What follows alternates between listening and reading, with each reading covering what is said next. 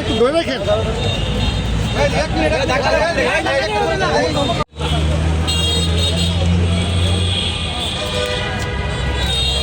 বহু প্রতীক্ষিত বাংলাদেশের মানুষের নিকট দীর্ঘদিনের প্রতীক্ষিত নির্বাচন, সেই নির্বাচন জাতীয় সংসদ নির্বাচন অনুষ্ঠিত হতে যাচ্ছে।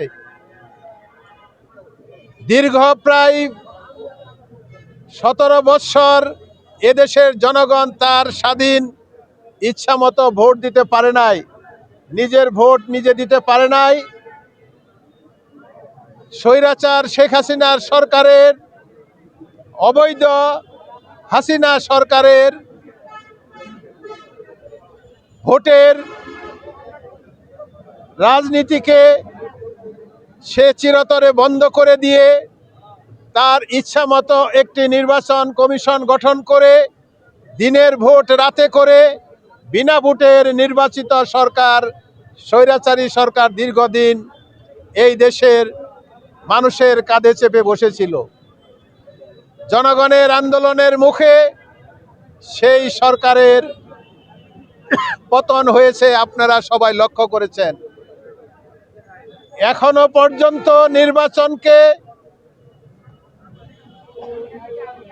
বিভিন্নভাবে বানচাল করার জন্য বহু ষড়যন্ত্র চলছে, দেশি বিদেশি বহু ষড়যন্ত্র এখনো হচ্ছে। আপনাদের সজাগ থাকতে হবে। আপনারা বিগত 16 বৎসর যেভাবে রাজপথে থেকে আন্দোলন সংগ্রাম করে স্বৈরাচার শেখ হাসিনার পতন ঘটিয়েছেন, আমাদের নেতা, আগামীর রাষ্ট্রনায়ক, বাংলাদেশের 18 কোটি মানুষের প্রাণ,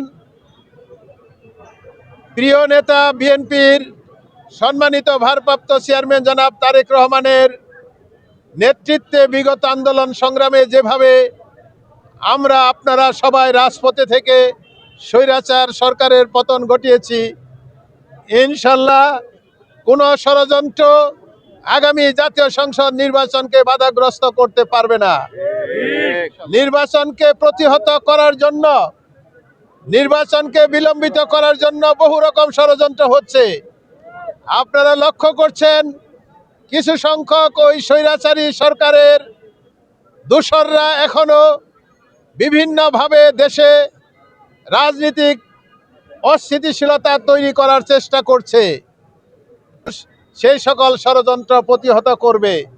বাংলাদেশের তথা এশিয়ার সর্ববৃহৎ রাজনৈতিক দল, সর্ববৃহৎ জনপ্রিয় দল বাংলাদেশ জাতীয়তাবাদী দল, আমাদের দেশ নেত্রী, আপসহীন নেত্রী, গণতন্ত্রের মা বিএনপির চেয়ারপারসন বেগম খালেদা জিয়ার আপসহীন নেতৃত্বে আমরা বিগত দিনে আন্দোলনের মাধ্যমে বহু স্বৈরাচারের পতন ঘটিয়েছি এবং আমাদের নেতা জনাব তারেক রহমানের যোগ্য নেতৃত্বে, তার সাহসী নেতৃত্বের কারণে স্বৈরাচার শেখ হাসিনার পতন ঘটিয়েছি।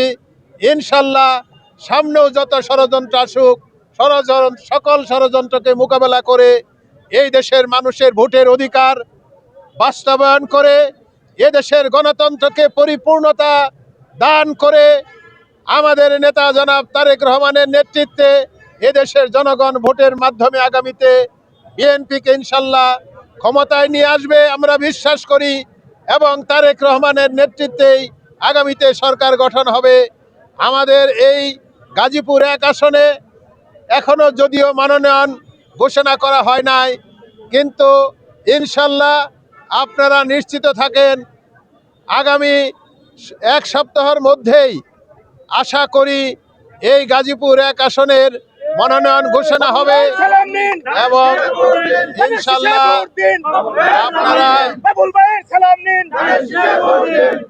ইনশাল্লাহ আপনারা ভালো সংবাদ পাবেন, সুসংবাদ পাবেন।